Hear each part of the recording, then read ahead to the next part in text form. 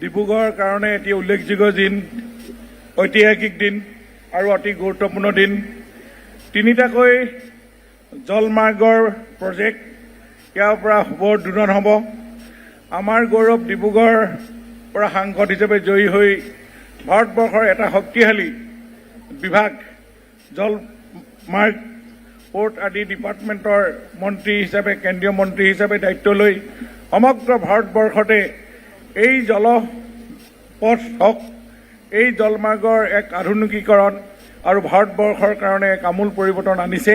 আমি এটাই আমাৰ অতি মৰমৰ প্ৰাক্তন মুখ্যমন্ত্ৰী, বৰ্তমান কেন্দ্ৰীয় মন্ত্ৰী সৰ্বানন্দ সোণোৱাল ডাঙৰীয়াক ধন্যবাদ জনাইছোঁ।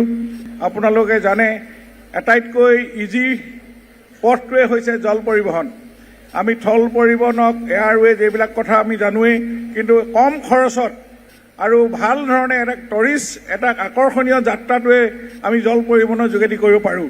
আৰু এই বিভাগটো ইমান উন্নত হৈছে, আমি জানিবলৈ পাইছোঁ এতিয়া আমি গুৱাহাটীৰ পৰা যদি কাজিৰঙা চাবলৈ আহোঁ, আমি জল পৰিবহণৰ এটা ব্যৱস্থাৰ যোগেদি আমাৰ যিটো হেৰিটেজ কথা আজি ইয়াতে ইনগ্ৰেট হৈছে, কাষ্টমছ আমি জানো যিটো শুল্ক, এই বিভাগবিলাকৰ জৰিয়তে আমাৰ এই জল পৰিবহণ বিভাগটো অধিক উন্নতি হ'লে আমি দেশ বিদেশৰ লগত আমাৰ যিটো যোগাযোগ, আমদানি ৰপ্তানি ব্যৱস্থাটো সুগম হ'ব আৰু অতি কম খৰচত আমি আমাৰ যদি 2 টকা যদি বাছত যাব লাগে, আমি ইয়াত গ'লে মাত্ৰ 50 পইচাতে আমি যাব পাৰোঁ। এনেকুৱা ধৰণৰ প্ৰায় 1.5 গুণ আমাৰ ইয়াতে কমি যায় এই যাত্ৰাত।